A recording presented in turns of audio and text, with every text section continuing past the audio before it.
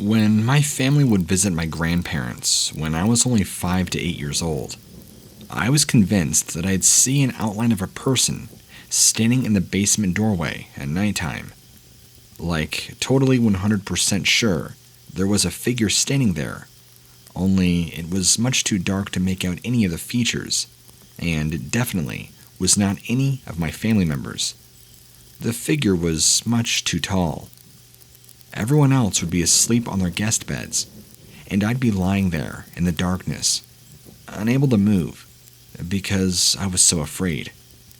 I remember my nightgown being soaked with my sweat, despite it being freezing in the basement. Like, I was that terrified. Anyhow, my grandparents ended up moving out of that house, but even then, once in a while back home, I swear, I'd see a shadowy person peering around the doorway to my bedroom. Again, definitely not a member of my family, as the figure was much too tall. A few years later, I mentioned it to my grandfather, who jokingly said it was probably a dead soldier looking for his whiskey.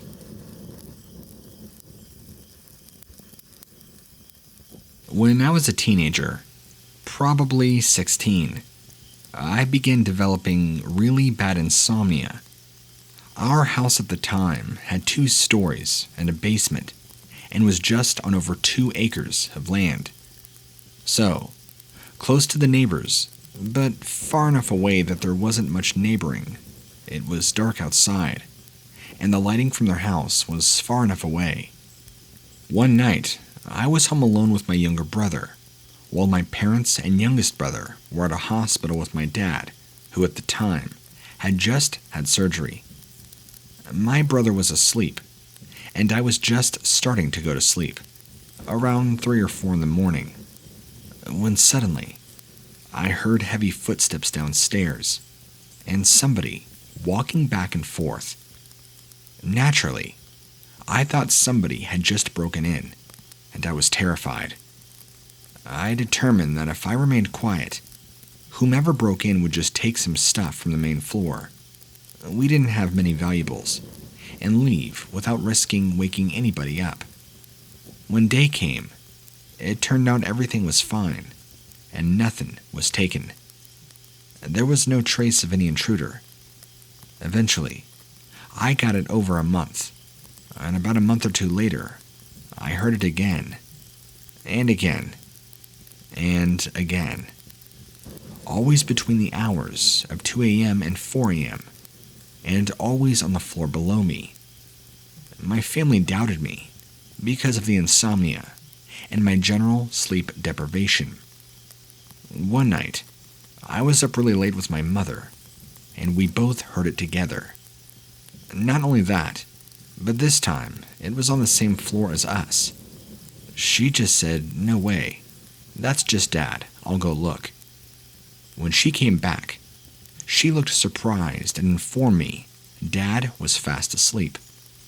The validation was nice, but I would have preferred sleep deprivation hallucinations. Over time, the rest of my family would eventually hear it. We called it the poltergeist.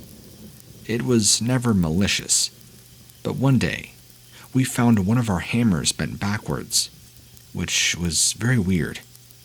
We set up a night vision camera, and eventually did capture the sounds on tape, along with what sounded like a glass set on the counter, and a heavy sigh.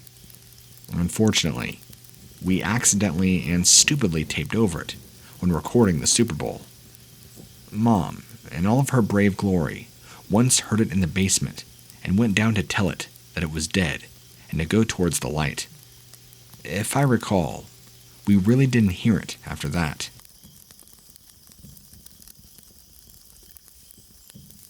When I was about 10, my grandpa died a day after Christmas Eve because of cancer. My grandmother and I turned off his phone, like really turned it off. It was some old Nokia phone, no touchscreen, just an old regular phone. We put it on a shelf and left it there. A week after his death, we heard an SMS tone of said phone, I was freaked out at this point because, well, it was turned off.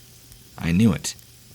My grandmother took it down and gave it to me to open the text message, since she doesn't know how that works. So I opened it and gave it to her. The SMS, or text message, was from my grandpa to his own phone, and it read, "I arrived." Creepy as hell. The second story. When I was younger, I lived in a big house with different separated apartments, which belonged to my aunt. In there, I lived with my aunt, my grandmother, her medium friend, and a coworker friend of my aunt. The coworker brought her son with her. He was younger than I. The little boy woke up every night crying at the same time, so the medium had a talk with him. The boy said that there is a black man with a weird face in the room whenever he wakes up. The next day, the medium friend proceeded to cleanse the area, and I was watching her. She spoke at first calm, but then aggressive. I thought something happened, so I hid next, outside of the door at the wall. I always had a sense for weird stuff like this, and when I was little, I was feeling energy pretty strong at times. The medium later told us all that it was a demon hiding in this room. Now it's gone.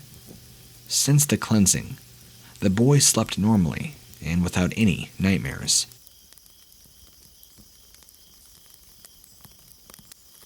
When I was between 6 to 10 years old, my mom and I lived in a house where I would be visited by something at night.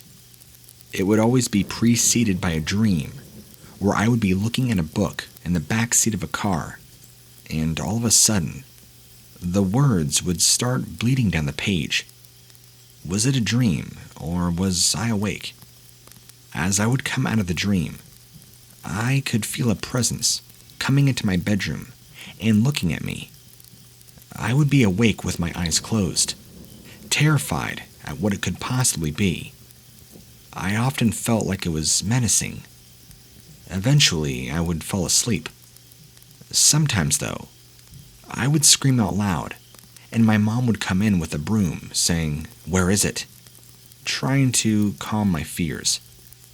I used to stay home by myself as a kiddo, as my mom worked 2 jobs at the time. I would make jokes, looking at 2 Nintendo controllers, saying, "If there is something here, pick up the controller and play," acting like I was tough calling it out.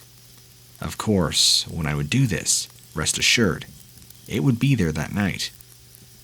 We eventually moved out of that house, and all of these things stopped. Now, when I was much older, my mother would tell me that when I was younger, I would tell her, "You can't see them right now, but they are laughing at you." I don't recall saying that, but then again, I believe I may have repressed those memories. As an adult, I've told my wife about it. We both went back to that house, and she got out to go ask the current resident, who currently lived there, if they've experienced anything similar. She explained my story to the man who had lived there with his parents, since we had moved out many years ago. He had not.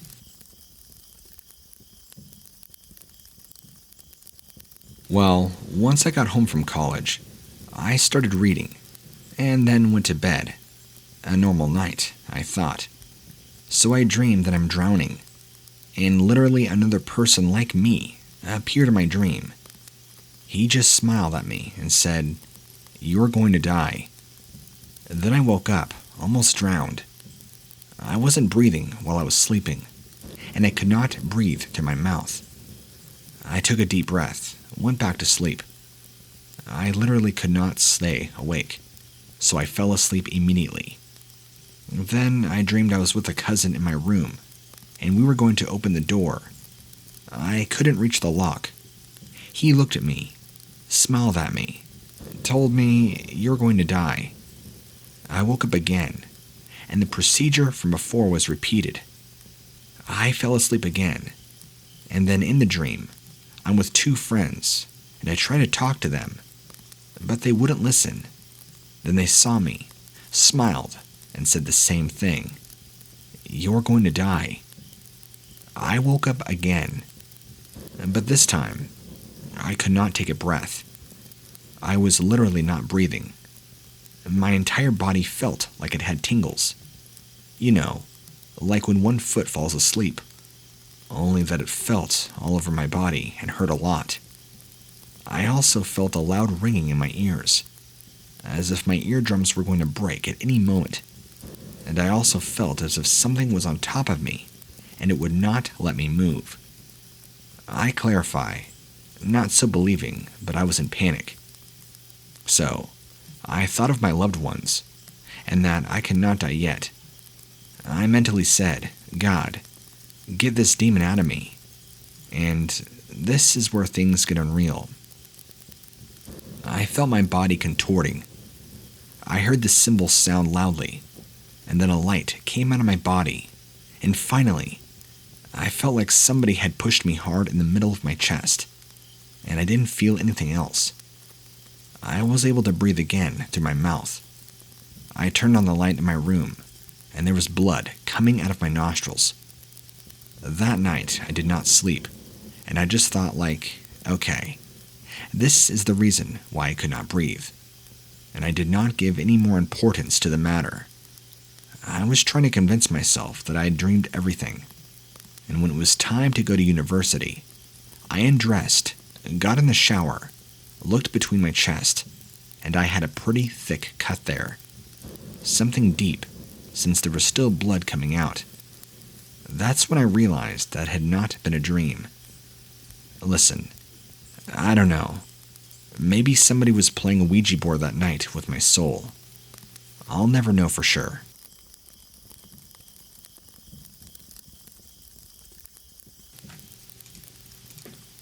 I have a book of these because of this very old, strange place that I grew up, way out in the Idaho mountains. Because of the length of this story, I'm only going to tell one. If anyone cares to know, I'll be happy to share. So, I was and am something of a skeptical believer, in that I fully believe there are things in this world, and beyond, that we cannot fully comprehend or explain. But I think most claims out there can be boiled down to just a lack of understanding of things and or a desire for what they experienced to be paranormal. People who want to see ghosts, so when there's a trick of the light, they simply see a ghost. This place of which I speak is not such a far-reaching delusion as that. I grew up here. My adopted father was a roofer and an outdoorsman, and overall, a really great guy. He had friends everywhere. I'll spare you the full-length story, because a good friend of his was dying of cancer. He was called upon to run to this secluded cabin rental hot springs resort up in the mountains when I was just 6. I had visited the place frequently, and with my brother and stepmother when we would bring us up fishing or camping or hunting. I loved it to find that we'd be staying there. Even though my time was split between him and my biological mother down in town, I still spent most of my childhood in those same mountains, since I was 6. Aside from just loving the place for all the freedom I had, catching frogs, climbing trees, playing in the woods, swimming in the river, I think there were very few nights that I wasn't awoken in the night by something in that cabin. I'd wake up to dark shapes looming over me in the darkness that would recoil as I woke up. The sounds of things falling and breaking in the night, but in the morning, there was nothing broken, or the sounds of somebody walking on an old, creaky old floor, but nobody being there. I was amazingly unfazed by anything. I knew everybody else experienced things, but almost nobody would talk about it. I never really pushed, though. I was a kid, and when the day came, I was back up to my normal kid things. There was a night, though, that I think everybody had to acknowledge the question that strange things did indeed go on. At the time, the cabin we stayed in was small. There was no additions made to it, so it was one large room, except the bathroom. One main bed where the old man and stepmom slept. I stayed on a couch, and my brother slept on a cot. There was a loft that you couldn't stand in that was just mostly used for storage, but we all slept in the one room. No one was brothers since we all came from near poverty anyway. It was this one night that we all awoke to screaming and the loud clattering of everything, including the lamp on my stepmom's nightstand, being thrown across the room. Everybody went up with a jump, and my old man turned on his lamp, and we just saw stepmom sitting up in the bed, eyes wide and pale. She was still yelling, "Where is it? Look for it." When we all collectively asked what she was talking about, she just sort of quieted down. She made it very clear she did not want to talk about it, and that it must have been a dream. But after we all cleaned up the broken stuff and laid back down to go back to sleep, no one believed her. I don't think anybody slept that night. Even the next day, we couldn't get out of her what she had seen at the foot of her bed that made her freak out the way she did. We all doubted it was a dream, though. She made it very clear she never wanted to talk about it and wanted everybody to just forget that it happened. And you almost could forget that it never happened. Not long after, she convinced the old man to build an extension on the cabin to give them an actual bedroom. I never forgot, though.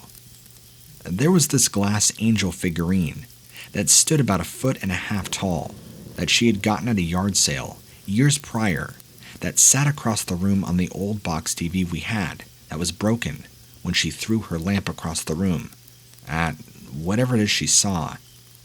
There was a lot of stuff broken by accident that she just threw out, but she had tried to fix the glass angel, and so it sat there pretty well fixed, actually, on top of the TV for years until after she died, as a constant reminder of that night to me.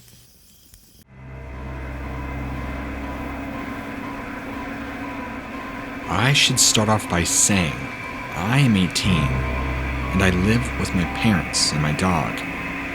I have never really experienced paranormal things before, until this year. As if this year, 2020, couldn't get any weirder. It did over the summer.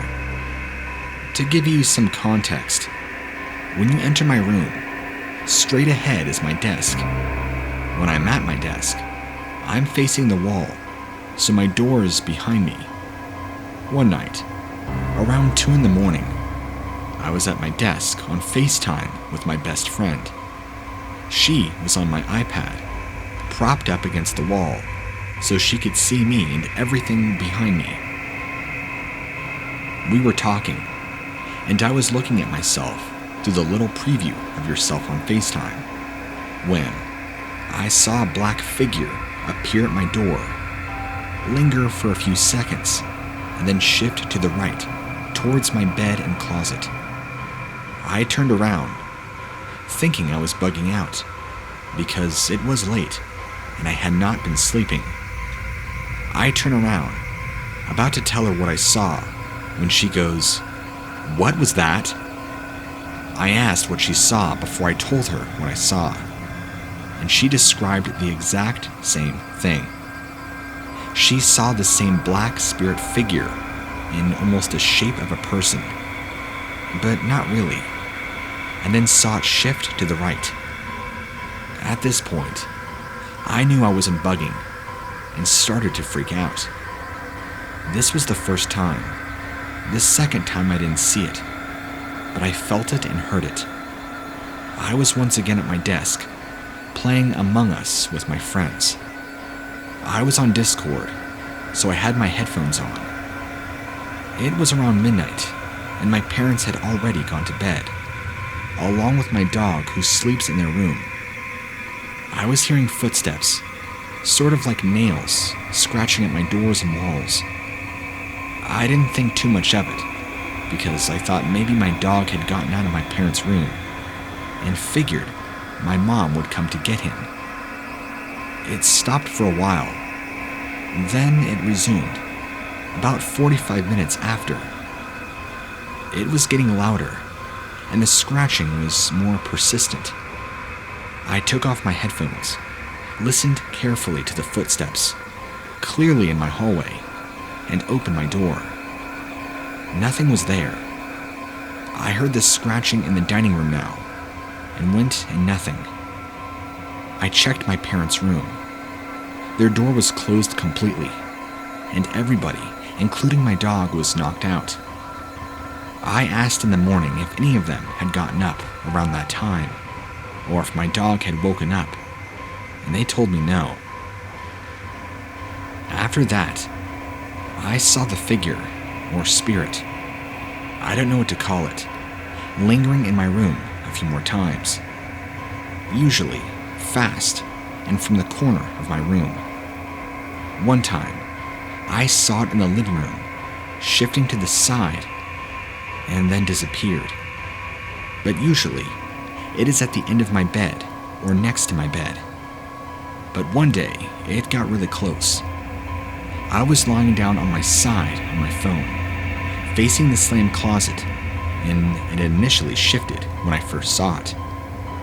As I was scrolling through Instagram, I saw 3 fingers slowly grab at my phone from the top of where the camera is. Like one finger closed down, and then the next, and the next. And the weird thing is, I wasn't scared.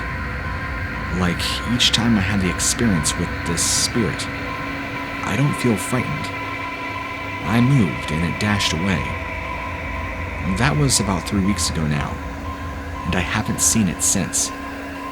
This is all spanned from July of 2020 to right now, December of 2020. I hope I explained this well enough for you guys to get the idea of what I've been experiencing. If anyone has any advice or has experienced something similar, let me know. I have lived here my whole life. No one has died here before, as we are one of the first people to live here. I live in an apartment in New York City. I've asked my mother about cleansing and saging my room, and she said no over and over again.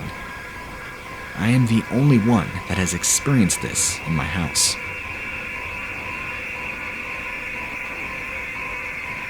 My husband and I started dating back in 2011 when I was in college and still living with my mother. We would stay up really late and talk on the phone almost nightly, as it was really the only thing that made our long-distance relationship tolerable. This particular night, we stayed up until about 3 in the morning before finally saying our goodnights.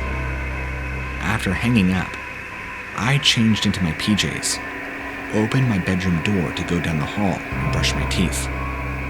Now, the way the house is set up was like a giant H. The first vertical line was the front door, living room, dining room, and kitchen. The second vertical line were the bedrooms and bathrooms, with my mom's room at the top, my room, and bathroom in the middle, and the 2 spare rooms at the end. The short space in between was a hallway. So, to get to my bathroom, I had to hang a left from my door, pass the hallway, and make another left into the bathroom. No big deal, right? As I exited my room, I took note that my mom had her door closed, but otherwise the house was quiet, and nothing seemed amiss. Brushed my teeth and all that jazz without incident, and headed right back to my room. Only this time, I wasn't alone. As I passed the hallway a second time, movement caught my eye, and I turned to see what it was. Honestly, if I could go back in time, I would have never looked. Standing there was a shadow figure, darker than the darkness around, so I could clearly see its outline. It was incredibly tall, so much so that its hair nearly brushed the ceiling. and incredibly lanky. I couldn't see any distinct features on its face, except for the two glowing red eyes. To say I was terrified is an understatement. I felt frozen, trapped by its demonic gaze. I never really understood the concept of being frozen by fear until that night. I always thought it was just a saying. Boy, was I wrong. In total, it must have been just a few seconds that we stood there, staring at each other. But it felt like several agonizing minutes. My heart racing in terror, but I couldn't do anything, and that only made the feeling that much worse. Finally, it raised a hand, as if to reach out to me, that snapped me out of my paralysis. Fight or flight kicked in hard, and I managed to back up and race to my bedroom, while my mind was screaming that it wanted to hurt me. I shut my door, miraculously, without slamming it somehow, and immediately began to pray and demand that it leave my house without harming anybody or anything. I don't think I actually managed to sleep until I saw the sun rising. I'm a skeptical believer in the paranormal. I believe that there are things outside of our understanding, but I also realize the human imagination is very powerful. So the next several days and nights, I tried everything I could to debunk what I saw, but only came up empty-handed. What made things worse was when I told my family what happened. I became the butt end of jokes, since none of them really believe. I have had several experiences with the paranormal before, and many more after this instance, but this one still shakes me to the core.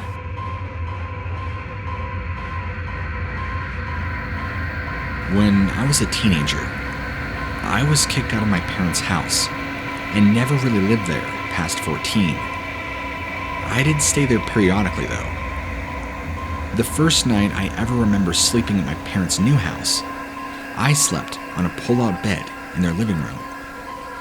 As I laid there attempting to sleep, I began hearing footsteps. Everyone else in the house was sleeping soundly. The odd thing about hearing these footsteps was the fact they sounded like men's dress shoes walking on a hardwood floor, and there were no hardwood floors in the entire house. And of course, the obvious fact that they sounded like they were circling me. There was nobody there. I didn't know what to do. I put my head under my covers and tried to ignore them, even though I was seriously freaking out. This was my very first paranormal experience ever. After that, my sister and I would constantly notice the lights or the radio going on and off by themselves, so we jokingly nicknamed the ghost Uncle Bob. My sister and some of her little friends went through a witchy phase and ended up having a seance in her room. After this happened, whatever presence was in that house turned from being annoying and mischievous to being overwhelmingly ominous. Anyway, during this seance, they took a bunch of photos. That was back before digital photos were a thing. And when she got the photos developed, all the light from the candles they had lit in the room looked like it was just smeared across all the photos in a dark room. So much so, in fact, that's all you could even see in the photos at all. Smeared light in an otherwise dark room. But the creepy part was that she told me the lights were on in that room the whole time. But as I said, after she did that, I think she may have invited something less friendly there, because I distinctly remember sometimes getting so creeped out in the living room at night, I'd literally run through the room to get out of it as quickly as possible. Now, I've lived in a few haunted houses, the second of which was mine and my husband's when I was barely 18. It was a trailer, in a really nice trailer park. Anyway, when my friend and I were in my bedroom, waiting for our guys to get back from somewhere one night, we suddenly heard them walk in the front door. Finally. So, we both got up to go see what took them so long. When we got to the front door, nobody was there. We were both baffled and freaked out. We had both distinctly and clearly heard them open the door and walk in the house, mid-conversation. There was no doubt in either of our minds that they had returned, until we saw they had not. Another time, I had woken up before anybody else in the house, and I had heard my stepson get up and turn the TV on in the living room. So I went to greet him since our rooms were on the opposite ends of the living room. When I got there, though, nobody was up, and the TV was still off. The room empty and silent. About 10 seconds later, I then saw my stepson come out, all sleepy-eyed from his room, having just that second woken up. And I swear, I heard the TV on already. I even asked him if he'd been up watching TV just a second ago, and he said no. Other times, and quite often, especially when I was alone, I'd hear knocking all over the living room walls, like somebody was knocking from the inside of the walls or something. And it wasn't the pipes, or the house settling, or something explainable like that. It was clear, distinct knocking. It was really creepy, but not nearly as creepy as whatever was in my parents' house. Whatever that was terrified me.